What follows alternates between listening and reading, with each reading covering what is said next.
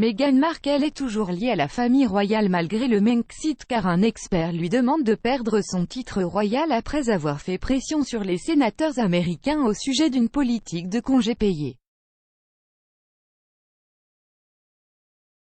Le prince Harry et Meghan Markle font face à de nouveaux appels pour qu'ils soient déchus de leurs titres royaux après que la duchesse de Sussex a commencé à faire pression sur le Congrès pour une politique nationale de congés payés et des sénateurs républicains appelés à froid.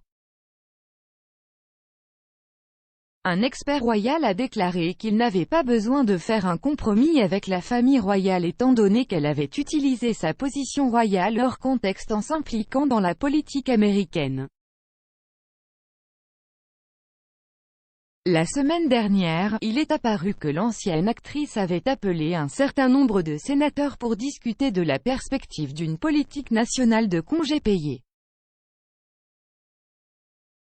Cela fait suite à sa lettre au Congrès, adressée à la présidente de la Chambre Nancy Pelosi et au chef de la majorité Chuck Schumer qui a déclaré sa conviction que c'était un droit national d'avoir accès à un programme de congé parental ou de maladie. À ces deux occasions, elle s'est présentée comme la duchesse de Sussex, ce qui a suscité des critiques de la part des observateurs royaux en raison de la position de la famille royale d'éviter la politique. S'exprimant sur Talk Radio, l'expert royal Charles Ray a déclaré « Il y a quelques mois, nous avons parlé de la perspective que Meghan ait des ambitions politiques, et même un défi pour la Maison-Blanche. Eh bien, ici, Meghan utilise sa position, utilise son titre de duchesse de Sussex pour s'impliquer dans un volet de la politique américaine.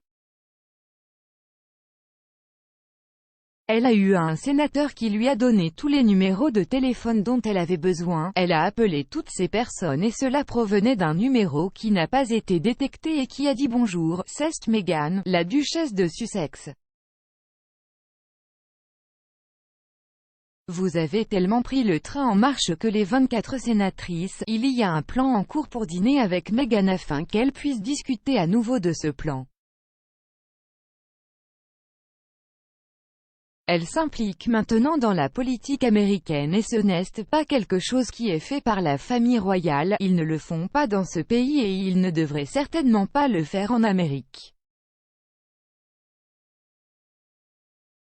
La famille royale évite traditionnellement le débat politique et a précédemment évité de commenter les déclarations politiques de Harry et Meghan, déclarant qu'ils ne sont plus des membres actifs de la famille royale. Cependant, des articles du Sunday Times ont suggéré que les courtisans du palais étaient frustrés par l'utilisation du titre. Charles Ray poursuivant, d'après ce que je peux comprendre, Buckingham Palace eux-mêmes disent qu'elle utilise son titre hors de son contexte et insiste pour que le royal la famille n'a pas son mot à dire dans la politique américaine. Maintenant, elle n'aime peut-être pas ça, mais elle est toujours liée à la famille royale britannique et je pense maintenant qu'il est temps que nous commencions à considérer qu'ils n'ont plus besoin de ces titres. Ils vivent en Amérique, cela ne sert à rien d'avoir ces titres, ils peuvent aussi bien être Harry et Meghan Wells, c'est aussi simple que ça. Ils sont assez connus, ils ne veulent pas échanger avec la famille royale. L'animateur Kevin O'Sullivan a ajouté, eh bien, si elle en abuse comme ça, et c'est ce qu'elle fait, elle abuse du titre qu'on lui a donné. Dans le cadre de leur accord Brexit l'année dernière, le couple a été déchu de ses parrainages royaux et de son statut de RHS, mais a été autorisé à conserver ses titres de Sussex. Meghan a toujours manifesté un intérêt pour la politique et, avant de devenir actrice, avait envisagé une carrière politique. Elle a effectué un stage à l'ambassade des États-Unis à Buenos Aires et a passé le test de service des agents étrangers afin de postuler pour un poste au département d'État américain. L'année dernière, le couple a reçu des critiques après être apparu dans une vidéo pour le magazine Time où ils ont exhorté les citoyens américains à voter à l'élection présidentielle.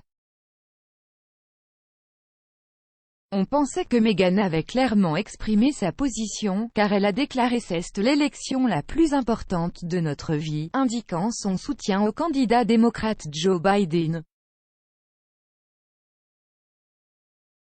Elle avait précédemment qualifié Donald Trump de « divisionnaire » et de « misogyne » lors d'une interview en 2016.